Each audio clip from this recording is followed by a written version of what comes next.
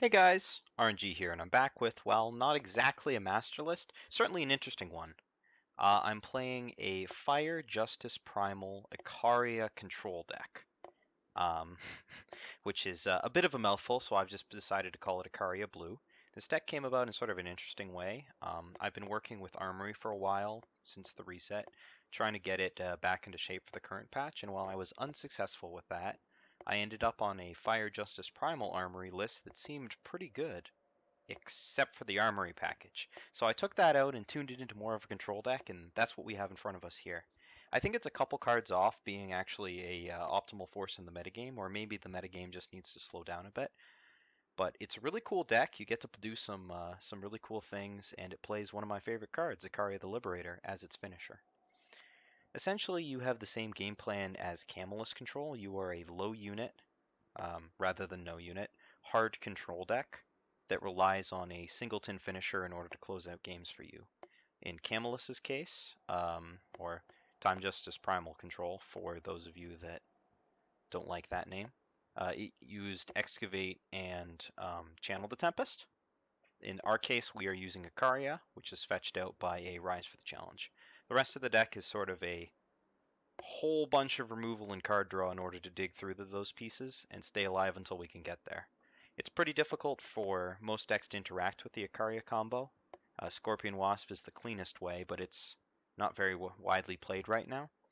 So you usually, once you get to the Icaria, you're able to finish the game in a couple quick turns. So let's go through the list. I'm going to skip some of the one-ups for now and just focus on the important part. We're playing 4 Inspires, which is kind of interesting.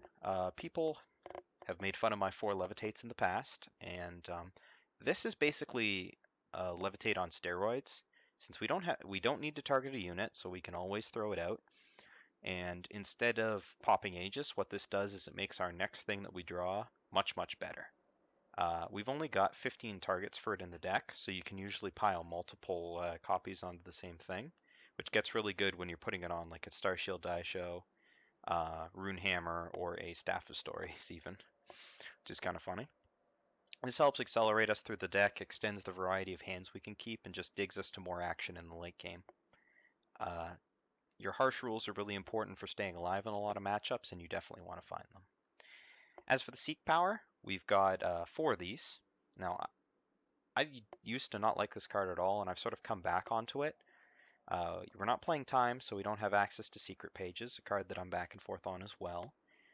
But we do require double influence of both Justice and Primal quite early on, and we eventually want our triple fire as well in order to cast Icaria. So we don't just want a bunch of influence, we want specific influence. You want to end up with fire, fire, fire, Justice, Justice, Justice, Primal, Primal. So 3 fire, 3 Justice, 2 Primal. We're not trying to play channel or anything crazy like that, so we don't need to go too deep on the influence fixing, but you do want it. And it brings your power count back up closer to, or your effective power count back up closer to what a control deck really should be playing in order to hit power drops every turn. It's possible that I should shave a card and play an extra Sigil, and that might be completely right, that 28 is the place to go, but for now I'm trying 17 and 4 Searchers. We've got 4 Torches. Torches are great. They're premium removal. They deal with nearly everything in the early turns with the exception of Crownwatch Paladin. And I'm really glad to have 4 in this aggressive metagame. Even against some of the other decks, False Prince is making a bit of a comeback, so he deals with that. And Midnight Gale, if anybody's playing that. We've got 4 Lightning Storms. A lot of the aggro decks right now, to my incredible frustration, are on the 1-drop Jito plan, or some other combination of just spit your hand on the board. They're not respecting Lightning Storm, and Lightning Storm is basically required to beat them.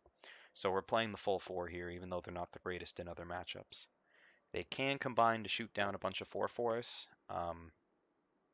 such as the Riders from Witching Hour. But in general, they're mostly just here for aggro, and you want to find these if you think your opponent is on aggro. Got 2 Lightning Strikes here. They're a bit of a concession. We were having a bit of trouble dealing with X3s when we didn't have a torch, and X4s especially. So Lightning Strike is just a card to keep smooth the way into our mid game, so we don't need to blow our large removal like our Vanquishes or our Harsh Rules when we're just being attacked by something nonsense like like a Seraph. Um, we are playing 2 Vanquish. Our opponents like to sit on just 1 or 2 threats against these kinds of decks, especially single Darude, or Sandstorm Titan, apologies. So Vanquish helps, cover the gap and save your precious Harsh Rules. We do not have Excavate in this deck, so Harsh Rules are far more important than they are in Camelus. Finding the second and third ones. So you can't blow them willy-nilly like you can in that deck. We're much more reliant on using other removal, and in this case, attachments and weapons, in order to fill in the gap. I'm not playing Permafrost. I don't think this is a Permafrost metagame at the moment. I am, however, playing 3 Eye of Winter. Where Permafrost is eventually removed, Eye of Winter stays around past your Harsh Rules, and allows you to force the mid-range decks to play on your time.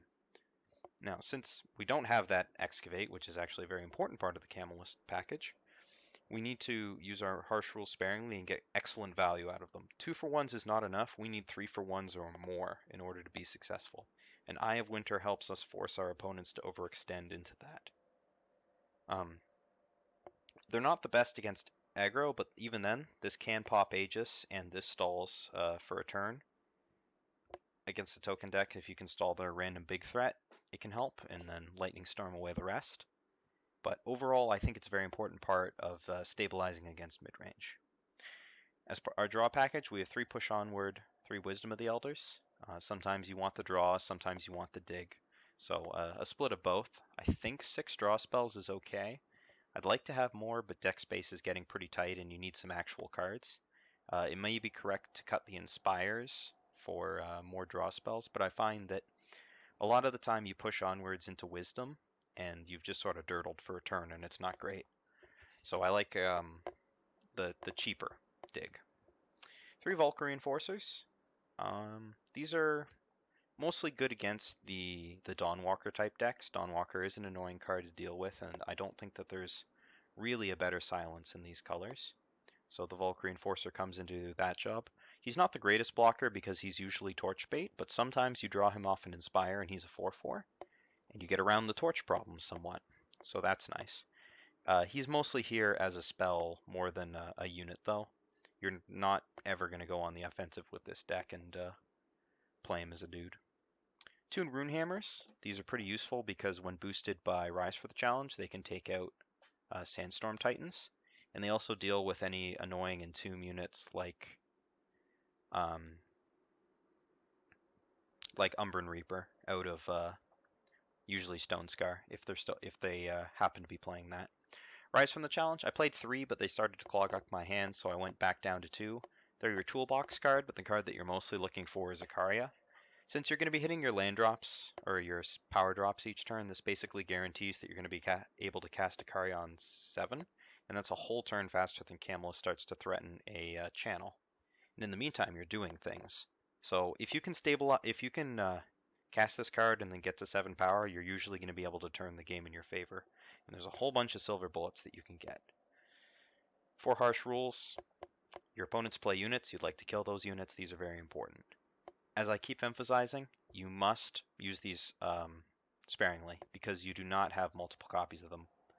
You very rarely draw more than 2, and 2 is usually what you need. So we have Staff of Stories, which is kind of cool. You can fetch this out with Rise for the Challenge and then actually attack with it. If it picks up any Warcry or pseudo Warcry triggers from Inspire or whatnot, it can clear out tokens, which is kind of cool. But basically, if you play this and protect it, you're going to be able to bury your opponent in card advantage. It's very good against any non-Feln, any control opponent that isn't playing Champion of Cunning. Champion of Cunning absolutely wrecks this card, as it does most control decks.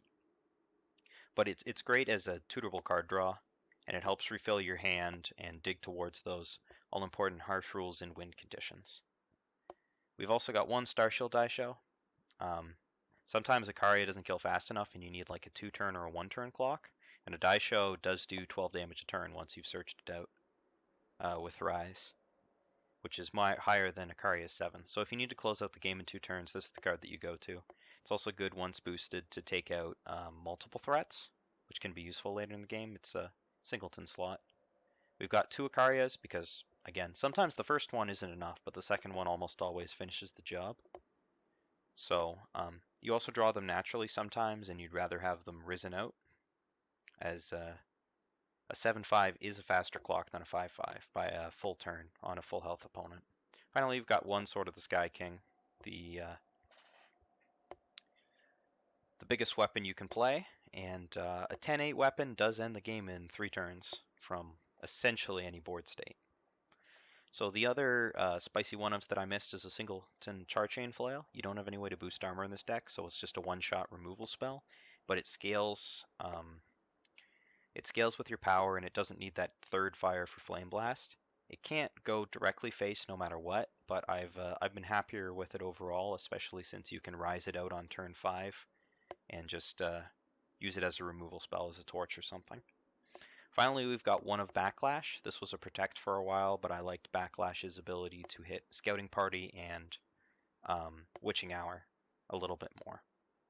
So, the other thing to keep in mind when you're playing this deck is, unlike traditional Armory decks, you have no ways to get your buffed weapons back.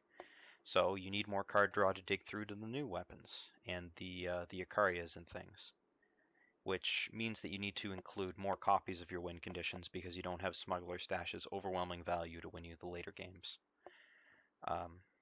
So it's a different deck to play. It's definitely a different flavor of control, and it's not quite Armory, it's not quite Camelus. So it's unique, it's interesting, and it's really fun to play, especially if you like playing Icaria, which I certainly do. But I don't think it's quite there, but we'll see how it performs in the showcase games. I hope to see you there.